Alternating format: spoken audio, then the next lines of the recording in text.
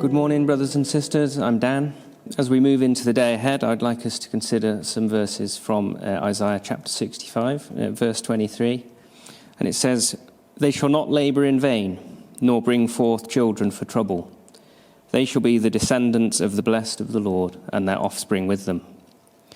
This verse is part of a prophecy of the glorious new creation that we're heading towards, and is rightly understood in a future tense, but we can also receive these words in the present tense as well. We who by the grace of God are in Christ, we are the elect of God, and we through the unmerited grace and mercy of God will inherit that new heaven and new earth.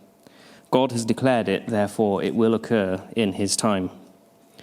In the present moment, though, we are still his elect, and we are living and walking in faith with pure hearts, and in doing that we can be sure that our labours are not vain and they are not meaningless. Instead, they're filled with opportunity to manifest the gospel of Christ to others, our families, our fellow Christians, and those outside of the church. We can and shall walk in the joy and peace that is ours, knowing that when God is for us, no other circumstance will defeat us. If you have children or are planning to have children, you can be assured they are not being conceived for trouble or the terror of sudden destruction. Such fears and terrors the world heaps upon us continually, but we are not to live in fear ourselves. Instead, we are to rejoice that the promises of God and the mercies and blessings of his covenant are for you, your children, and your children's children. We're assured in Genesis chapter 8:22, "While the earth remains, seed time and harvest, cold and heat, winter and summer, day and night shall not cease."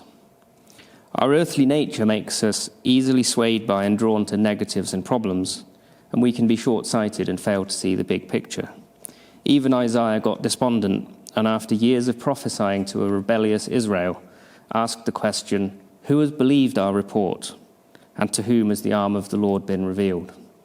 But then comes the answer, possibly the greatest, most awe-inspiring proclamation in the whole Bible. Jesus the Messiah, the suffering servant, is on his way, from Isaiah chapter 53. Isaiah asked the question, to whom has the arm of the Lord been revealed? The answer is, up to now, billions have seen the arm of the Lord. His labours were not in vain, and in Christ, neither are yours.